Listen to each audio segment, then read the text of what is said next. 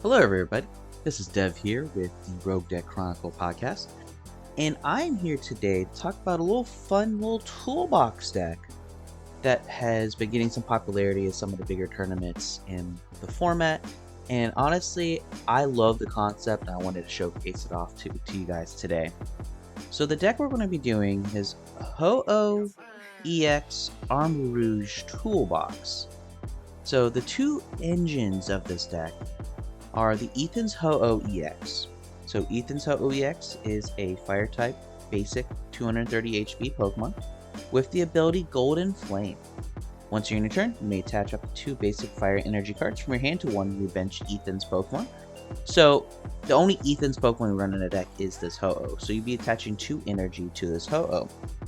Yes, it does have an attack for 4 fire energies, Shining Feathers, does 160 damage, and then you get to heal 50 across all of your Pokemon, which can be helpful in certain matchups, but not a primary attacker. We usually are using the Ho-Oh for its ability, and we are going to be partnering it with this Armarouge. Armarouge is a stage 1 fire Pokemon with 130 HP with the Fire Off ability. As often you like during your turn, you may move a fire energy from your bench to your active. So we're going to put energy on the Ho-Oh on the bench, and then move it to the active when we need the energy. And then it does have Fire Cannon for double fire colorless, 90 and your a Pokemon is burned, but we really won't ever need to attack with the Armarouge. So we call this a toolbox because we have 1, 2, 3, 4, 5, 6, 7, 8, 9, 10, 11 partners in this deck. So there's 11 one-off Pokemon that we could utilize as attackers in this deck. So before we go into the Pokemon, we talked about the Ethans, we talked about the fire ability, but as you see, there's a lot of non-fire attackers. So how are they able to attack? So that will go to our energy count. Usually we do energy toward the end. I'm going to do it toward the beginning this time. We are running 7 basic fire energy, 3 luminous energy, and 1 legacy energy. So legacy and luminous energy, as long as they're attached to Pokemon, are rainbow energy, which means they can be considered a fire energy for the Fire Off ability. So we can move 1 luminous energy onto our active Pokemon in order to use their attacks. So let's deep dive into the one-offs and kind of go over the role that each one of them fulfills in this deck. First is Durant EX, has the ability Sudden Shearing. When you play this Pokemon from hand to bench, you may discard a top card of your opponent's deck. That can just be annoying. It also is in there for the Vengeful Crush attack, 120 base damage for Grass, double colorless. This attack does 30 more for each prize your opponent's taken, so it can be used as a late game 270 if 5 prizes are taken, but it just can be a good pressure for our opponent. We are running 1 Hearthflame Mask Ogerpon, Wrathful Hearth, 20 times amount of damage counters on it for a Fire Double Colorless or Dynamic Blaze, 140, and if our opponent's active Pokemon's evolution card, it's 140 more, so 3 energy for 280, not too bad. We have the Wellspring Mask Ogerpon with Sob and Torrential Pump, Water Double Colorless, 100 damage, you may shuffle 3 energy cards on a Pokemon into your deck. If you do, 120 to one of your other Pokemon. Good spread damage there. We have Iron Hands EX with the Thank You Very Much, the 120, and if we knock out our opponent with that attack, we take 1 extra prize. Yes, it has 4 energy costs, but Luminous and Triple Colorless would definitely be able to do it. We are running a Latias EX for the Skylander ability, which makes all these one-off basic Pokemon have free retreat. But if we absolutely have to, we could do an Eon Blade if we put a Legacy and a Luminous on it. Actually, no, we can't. Sorry. We're only using it for ability. Clefairy EX turns all of the Dragon Pokemon's weakness to Psychic, and we will be able to attack with Lillie's Clefairy EX with Full Moon Rando. So this is for the Dragon Bolts. This is for the Raging Bolts on the ladder. We have Mew to restart and Geo-attacking if we ever have to, but the restart draw with the free retreat naturally is fantastic. We are running one Fezandipiti EX for the flip the script. We could attack with Coral Arrow, but we hardly want to. 100 damage to 3 energy is not the return that we want. And then we have Bloodmoon Ursaluna. We could power it up at any point in the match, but it's a really good closer because it can attack for free under the right circumstances. We have Regigigas here for the Terra Pokemon that we do still see on the ladder. Squawkabilly EX is a card that, as people who follow the channel know, I am not a big fan of, but it makes sense in this deck. Able to set up quickly and be aggressive turn 1. And we can move the basic energy from the discard to a bench Pokemon if we have to use the motivate attack. You don't ever want to, but it's there if you need it. And then last but not least, from Pokemon, we do have the Terapagos and Unified Beatdown. It effectively does the same thing as Lillie's Clefairy. Just gives us a little more bulk at 230 HP. And allows us to just hit more numbers.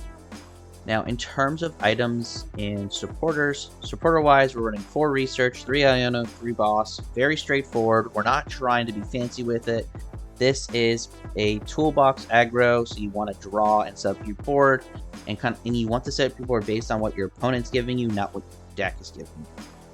We are running 3 Area 0 Underdepths. We have a lot of Terra Pokemon in this deck, so Area 0 Underdepths will be triggered pretty much every single time. We are running 1 Jamming Tower. We do not run tool cards, so Jamming Tower would be fantastic. We are running 4 Ultra Ball, 4 Nest Ball to get our Pokemon, 2 Night Stretchers to recover our Pokemon, 2 Earthen Vessels to get our energy into our hand.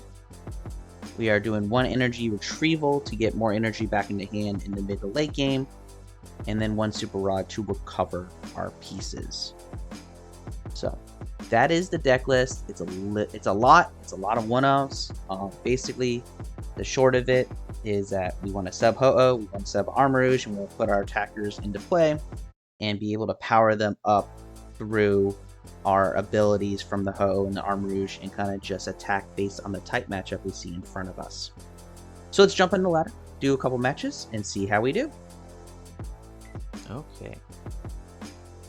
Time for a fun little game here. So I think we're going to lead with the Ogerpon, but I'm also going to put Ho-Oh and Charcadet into play.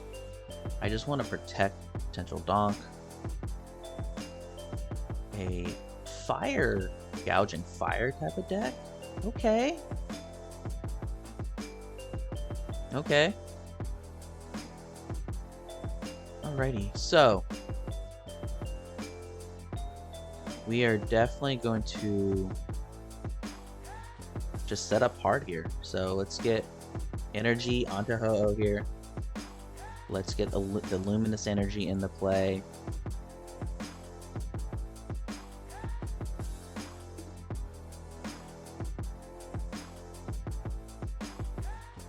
Let's research for a fresh hand.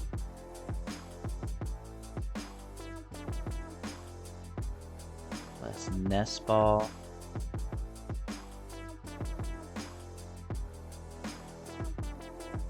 I don't know if we need Nest Ball for Squawkabilly. I like our hand.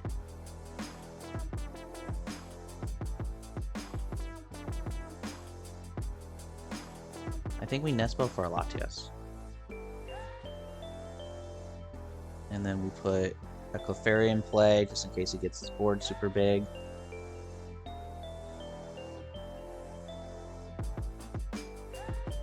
And I'm going to put a second Charcadet because I've learned people like to pick on Charcadet. So, and from there we're just going to end turn.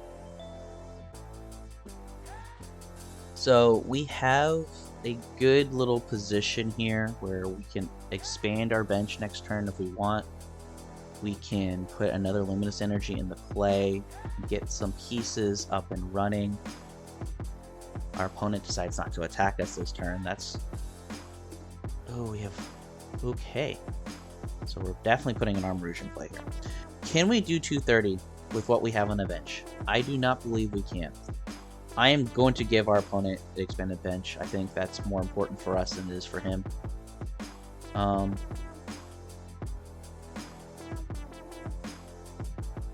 Let's Iono and see what we can get off the Iono. Whole bunch of energy and Terapagos. Okay. I can live with this, actually.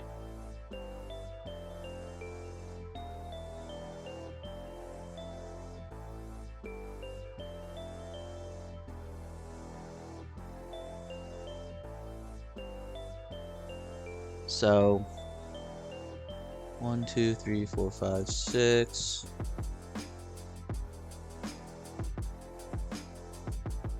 I'm going to retreat into the Clefairy, actually.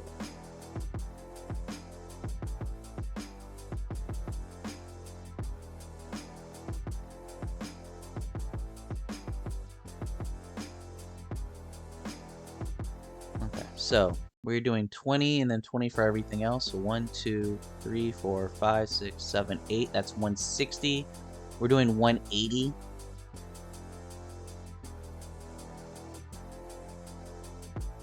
We're going to be shy regardless. We're going to be shy regardless. Because I can't just accelerate. I can put an Ultra Ball in, but it won't actually help us much. Actually, yeah, we will. I'm overthinking it. I need to stop overthinking.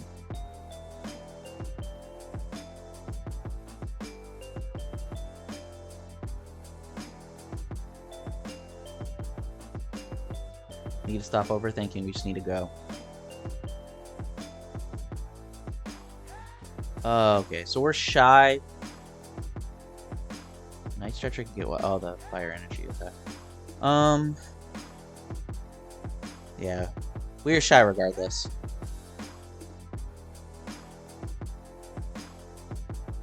We were shy regardless. So we're gonna lose the Clefairy, which isn't horrible. It's not preferred, but it's not horrible. That Volcanion doesn't really help. But as you see here, putting out a whole bunch of fire. I would love to look at this list. This is an interesting list.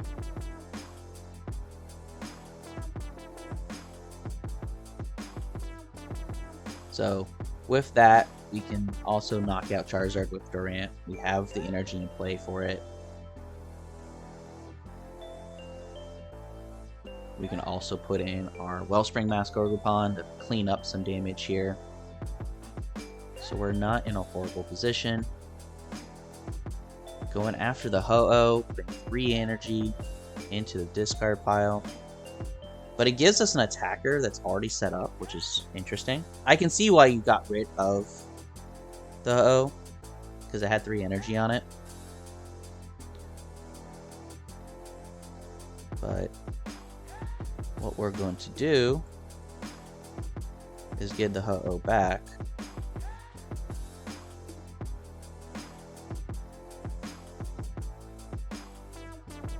Don't need a switch.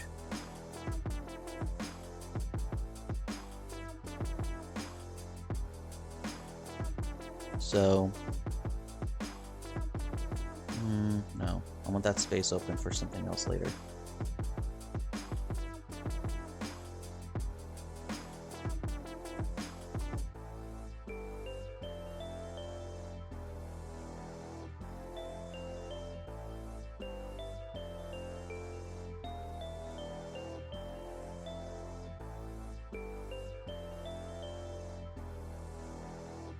I mean, I could put one down.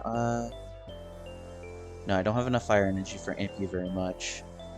They take 3 prizes. That would have been cheeky, but I don't have the energy for it.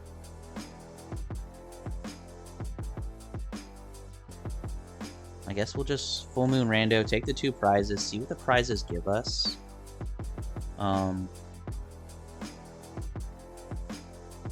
Really what it is we just need to get access to the Super Rod, which should not be Super Rod's there, so we might be a little out of gas. No, we have it. We have it. I'm curious if what our opponent does here, because we'll be able to knock out this Charizard with the Durant very easily. And with the Durant already powered up from 4 prizes being taken, more like assuming 4 prizes being taken, we're gonna have to see how our opponent can respond energy-wise after this.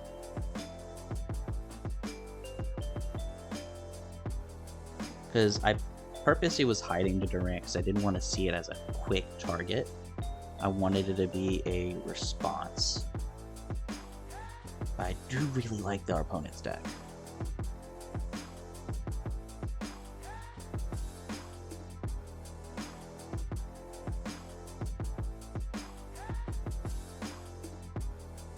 Since he's Serrano, this Ho-Oh is good for another turn, which is fantastic. That's what we need. We just need the Ho-Oh to be able to put in those fire energy into play.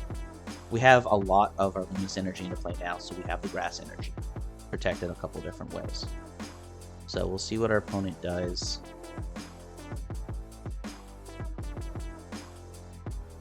So next turn we'll just Nest Ball for the Durant.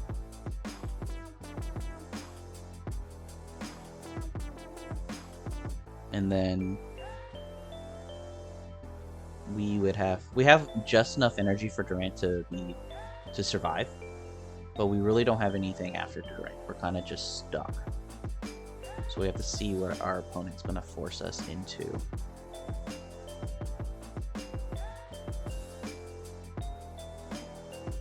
Because I don't think he knows. We have to assume he doesn't know that Durant exists for our deck.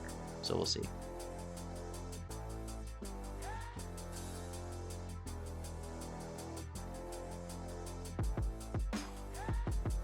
So we'll have two bench spots open, so we could Nest Ball for Durant, Nest Ball for Fezandipiti, draw some cards, kind of see what we can get. I'm curious on what our opponent's kind of sitting on.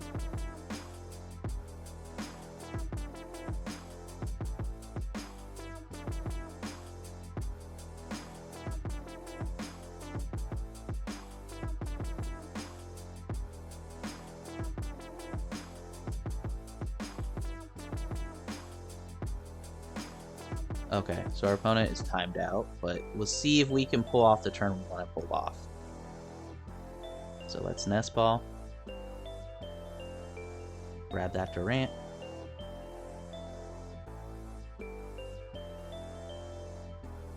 Let's retreat for free into said Durant.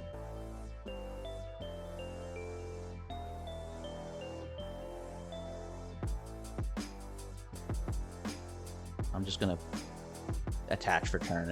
We don't really need, we have no way to really dig into it more, and I'm not gonna burn our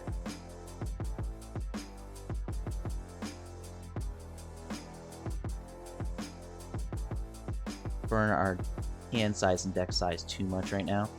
I kind of like want to keep these resources here. So we are going to hit for 360. Which may be what they were thinking, is maybe they knew we had a grass attacker of some form. But we got the two prizes. We have some energy for next turn.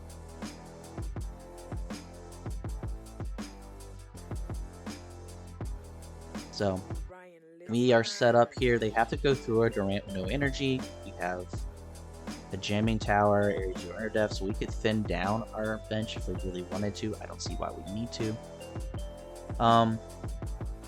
So we are doing 120 plus 60. We're doing 180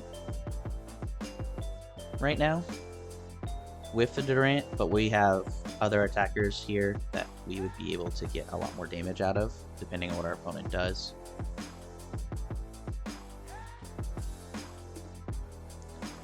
But it looks like our opponent AFK'd toward the end of the match.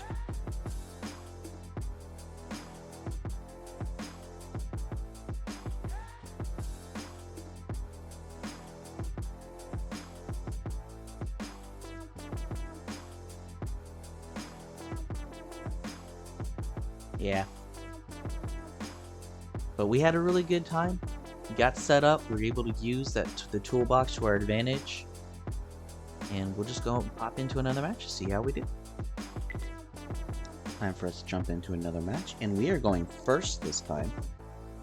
So I'm just going to lead with a Terapagos. And I'm going to hold my hand, rest of my hand for a second to see.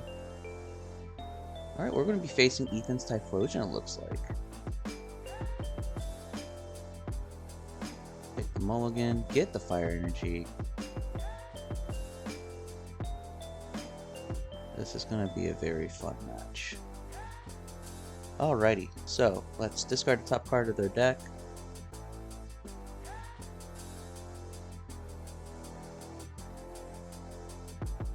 put cards into play here.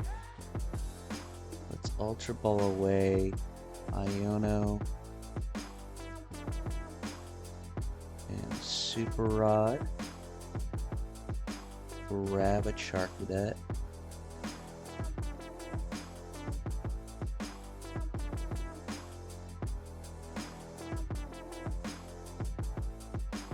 And then Squawk and Sneeze away the research. Alrighty, so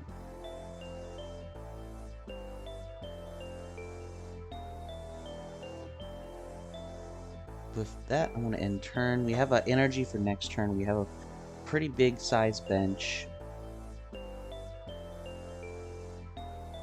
Now, the Durant could be a concern. Could be a 2-price liability. So maybe this isn't Ethan's Ho or Typhlosion, it's Ethan's Ho-Oh. Which means we have to hit 230, which this deck can do.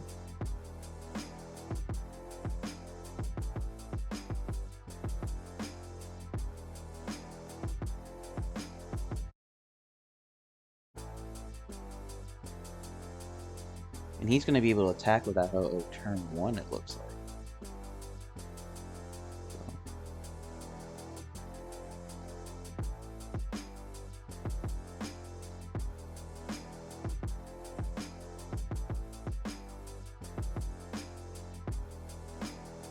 Alright, so what are we going to do? We have the open bench spot for Fezandipiti. We have open slot here for the Lillie's Clefairy if we need to. He's just doing a do 160 to us. So we need to do. We need area 0. We need area 0, which we just grabbed. That's fantastic. I'm gonna just put that there. And we are going. So 1, 2, 3, 4, 5, 6, 7. That's 210. We're just shy. So we are going to have to just try to get one more basic.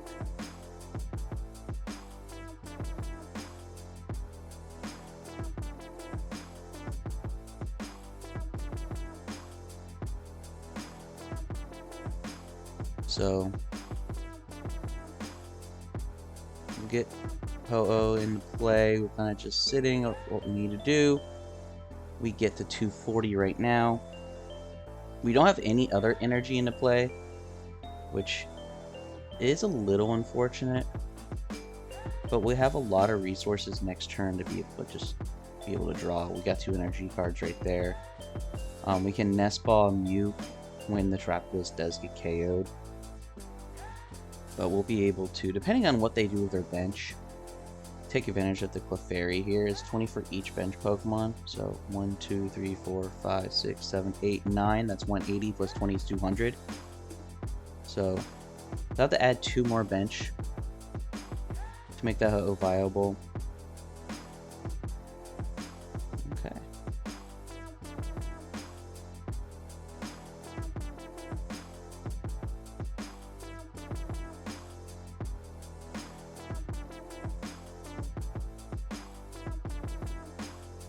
Alright, so that Ho-Oh's coming back for another attack. I knew the Iono was but we had to go for it. I didn't want to go into a 2-shot war. I'd rather put that pressure on early.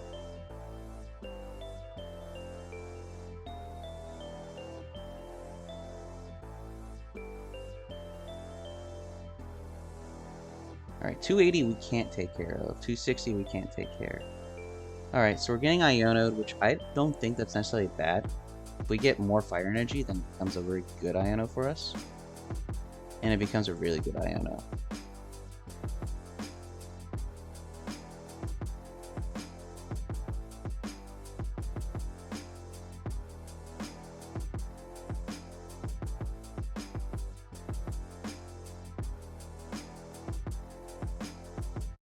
I have to assume they got a fire energy.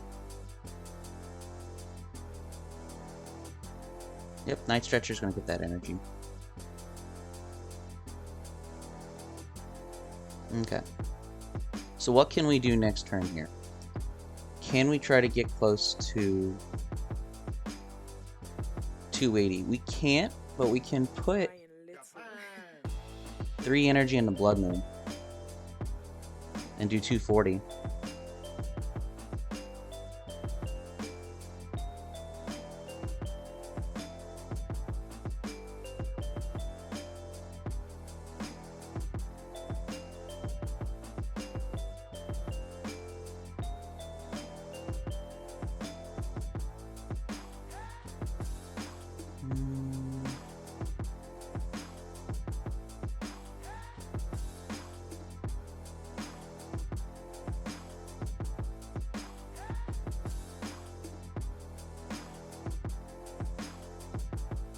Basic Pokemon get 3 more HP.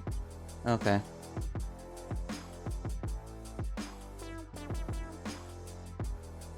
But if we're going into a 2-shot war with Bloodmoon anyway, it doesn't matter.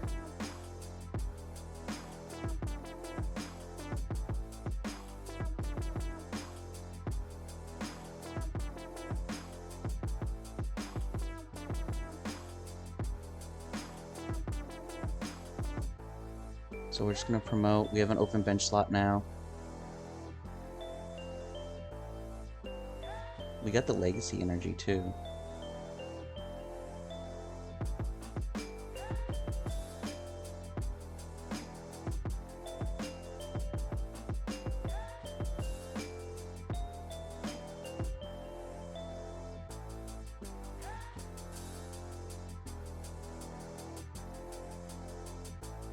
Okay.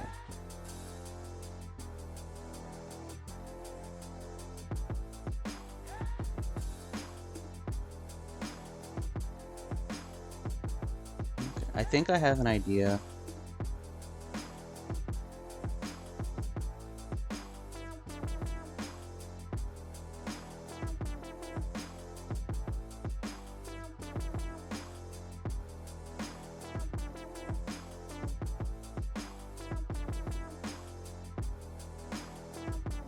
I want to take and get rid of that Fezandipiti.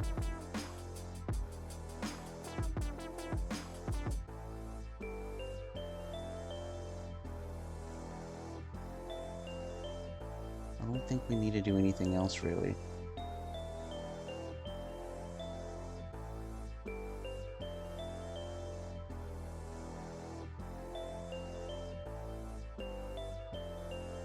I'm gonna make him use resources to recover that Fezandipiti.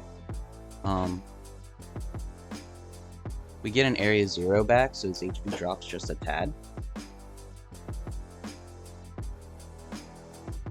Honestly, I think at this point, best case scenario would be replacing Lively Stadium with our Jamming Tower, if we can find that.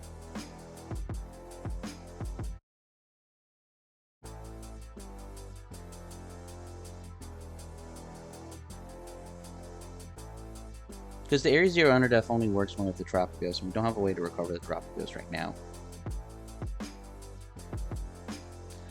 But he has his own Bloodmoon Ursaluna.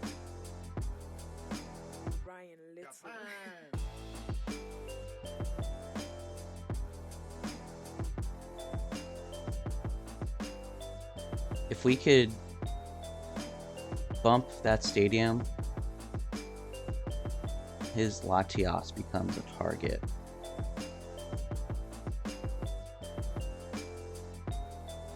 Because his Bloodmoon now attacks for 1 energy. For one energy. But it does 240, so it's not a KO, and that's the thing.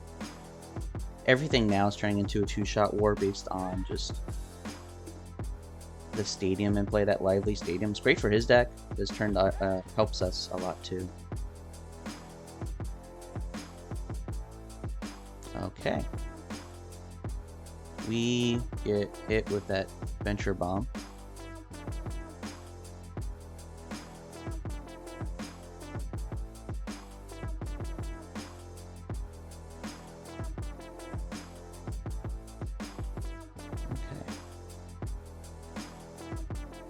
Okay, so let's put some pressure on this turn. Let's see what we can do here.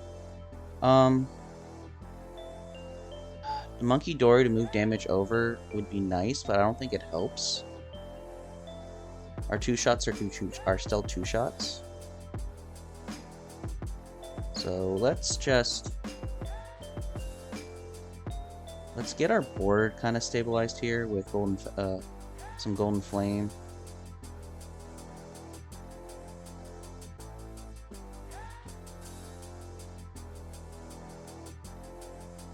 You know what?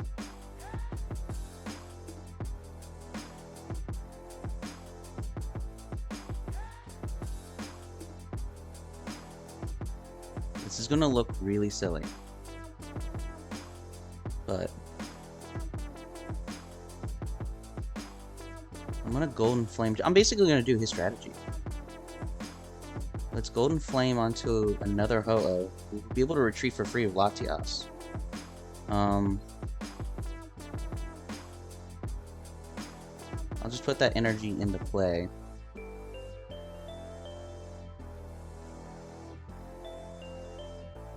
I'm gonna research. I want to get the Jamming Tower. Perfect. We got the Jamming Tower. So now we can actually KO. That 230 now is within reach.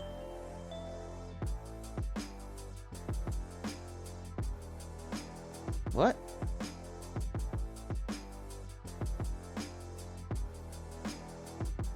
Fine. We'll just fire off.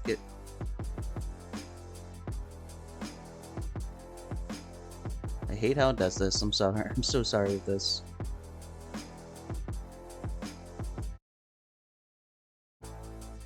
There we go. We got the concession. I think that's why it wouldn't let us attack. We got the concession once we got the Jamming Tower in play. Bloodmoon did a lot of work that game. Super happy with it. It's a really good card against certain HP levels of these basics, and it definitely showed how strong the deck can be as a toolbox. Okay, time to jump into another match here. We are going first, so we'll lead with our Terapagos here. And see what our opponent flips over for us. Clamperl Tianpao. Okay. Okay. So, unfortunately, we're just gonna attach and pass. We have nothing else with our hand right now, which is a little disappointing. First or second, this would have been a dead hand. So, the fact we're going first with it wasn't as painful, per se. This will allow us to grab a Charcadet next turn, the Artisan, which is good. And for the Tianpao, we still do need to utilize the Area 0 Underdepths. The 220 means we need 8 Pokemon full bench to do what we need to do. But they're going a little slow as well, so let's see what this card gives us here. Oh. I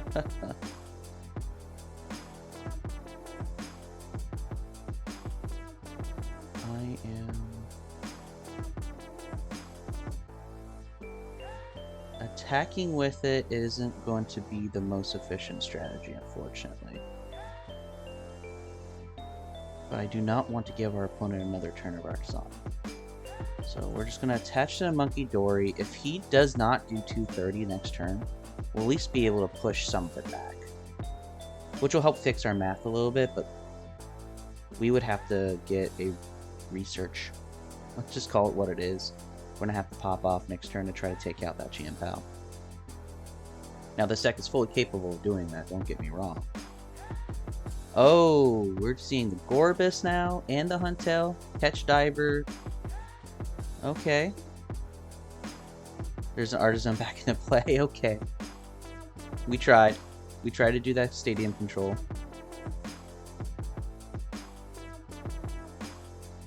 Alright, see what our opponent can do here.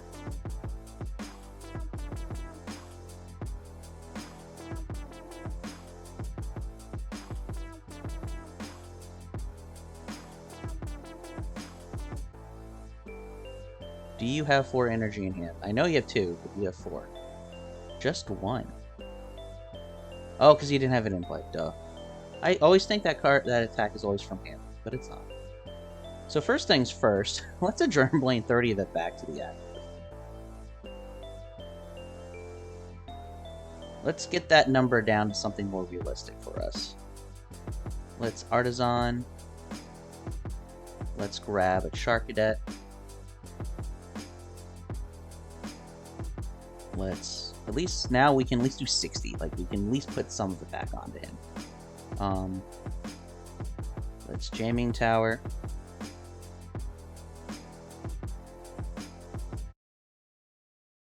We're going to use some of our recovery cards here as fodder. I'm going to grab this Mew.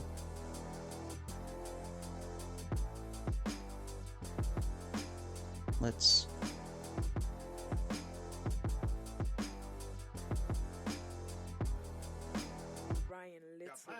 We're doing 90. You know what? I'm just going to restart for 2. As much as I wanted to thin the card hand out just a little bit, yeah, didn't give us what we were hoping for. So do we boss and get rid of the Gorbis and just let this Champal have 90 damage?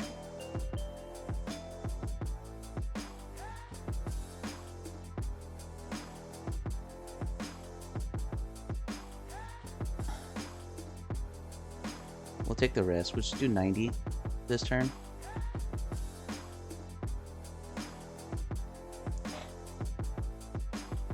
So, see if our opponent can put a lot of energy into play.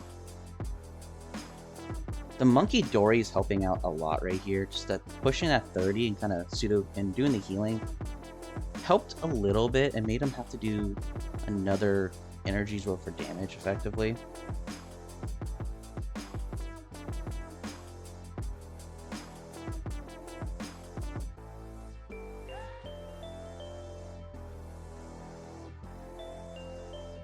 We still have the boss to get rid of the Gorbuses if we have to. Because the Gorbuses can be a threat. Like, we know he's building his hand up. Without us doing hand disruption of the Iono, those Gorbuses can become problems because he's just sitting on energy in hand. So he just ended up passing things. Okay. So first things first, we're just going to put damage onto... Because we're doing 90. Now it's in within range, so we don't have to worry about going too hard on setting up the bench.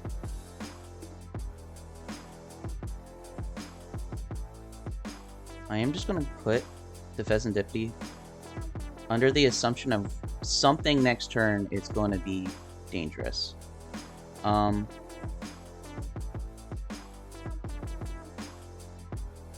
What I'm going to do, he's probably not expecting this, I want to get rid of one of his Gorbuses now.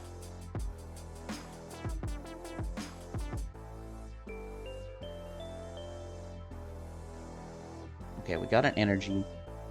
I'm going to put an energy onto the Fezandipiti. And I know what's in the hand. haven't been able to disrupt the hand. That's what's concerning me. The Champal only does damage based on energy in board. The Gorbis does damage based on energy in hand. So, I'm okay with taking that single prize. It got us a card out of the prizes. Wasn't a draw supporter, which was a little unfortunate. But, yeah, see, he's just loading his hand up with energy. So, he could retreat, attach to a Gorbis, and do a whole bunch of damage. He would still have to have 9 total energy. So his entire hand would have to be energy right now, which is not something I think is realistic. But that's why with that Nest Ball we got the Fezandipiti. So we both have both of our draw here from non-supporter draw, which is great. But I'm just a little scared of that Gorbis. I'm not as scared of the Champal. And the Champal is within easy damage range now. So we're good with that. So... see what he does this turn. He passes. Okay, so with that being the case, gotta research fantastic. So Let's drop this research down. Let's try to build our hand up here.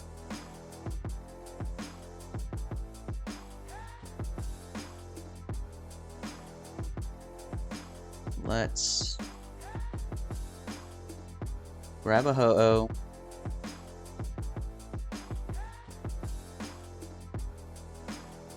Just attach for turn. The rest of the hand's kind of just sitting there. Let's get the 2 prizes. So now we know the energy's going back into hand. See, that is why I was a little concerned with that Gorbis. Now we know the Gorbis is going to return KO the Terapagos here. But at 90 HP, we have answers. 90 HP, we have answers here. Plenty of them. So we have a second Ho-Oh. We just need to get an Armorouge, but with 2 research in hand, I think that is very much doable. So now our opponent really is going to be able to continue that little combination, but getting that first Gorbis out, I think, was a very good move. So now he's taking 2 prizes, but we have a 3 prize lead, so we kind of buffered that trade exchange just a tad. Yeah. And with the dive catch here, he's going to put all that energy back in the hand, but he doesn't really have another way to do anything to our attackers after that. So let's use the Fezandipiti as attack for this turn, unless we can get something else.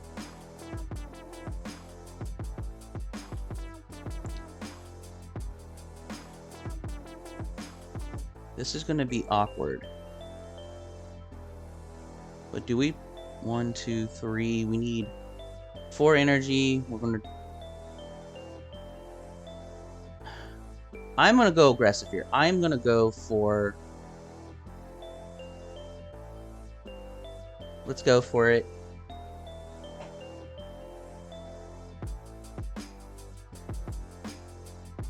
I think we got what we wanted.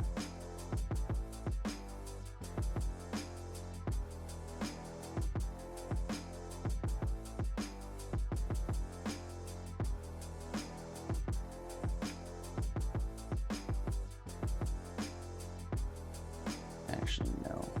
We don't need a Latias right now.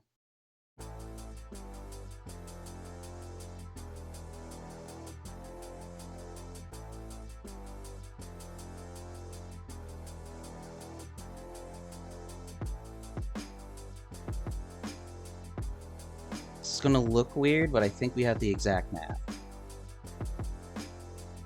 So I don't want to get rid of that Luminous Energy.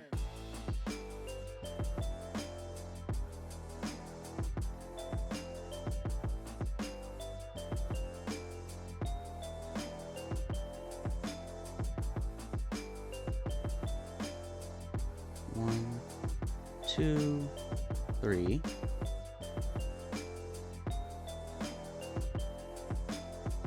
We can still flip the script. Awesome. I was worried that we were running out of a little bit of juice, but we're not now. So we are going to amp you very much, which will get rid of the Gorbis. Get us 2 prizes. So gets us down to 1. So we are definitely in an Iono situation. But I feel like our hand is protected enough to where if we get Iono'd, we have Mew. He doesn't really have a backup attacker with his Huntail, so I really think that we put ourselves in a very good position. Identifying that Gorbis earlier in the match, I think, was the pivoting point, where I think most people would have been like, oh, the Chien-Pao is the issue. Well, I knew what the Gorbis could do, I know what the Huntail can do, and our opponent concedes, so he saw the writing on the wall. But being able to just drop the Iron Hands and use that in a very end-game situation is fantastic. Alright guys, so that is Armorouge Ho-Oh Toolbox. And honestly, it's a really hard deck to play. Like, when I first started kind of learning this deck and going into it, I thought it'd be, oh, it's Armorouge Ho-Oh, the energy, you move it, you attack. But it's more than that. It's recognizing the matchups that you're going to be going against, which one of your toolbox cards are going to be the most effective, and at the same time realizing which ones are not going to be effective and getting them out of harm's way. So the Terapagos EX is very much a universal matchup where it can just do a lot of damage if you get the areas you're Underdepths to play and working together.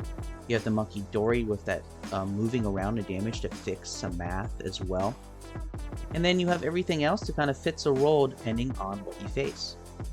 So I hope you guys enjoyed the matches today. I know they're a little bit all over the place when it comes to gameplay and also the ladder, but that's the beauty of playing on live. You get to play against a whole bunch of different archetypes and a whole bunch of different decks every single day. As always, this deck list will be in the description of the video. And if you've made it this far, please give the video a like, subscribe to the channel if you enjoy watching deck profiles, and also keep on the lookout for different podcast episodes myself and my brother do every week or so. And we talk about different topics that affect the community and different things that are just a point of interest for ours. But as always, guys, thank you so much for watching the videos. And as always, have fun playing those sneaky decks.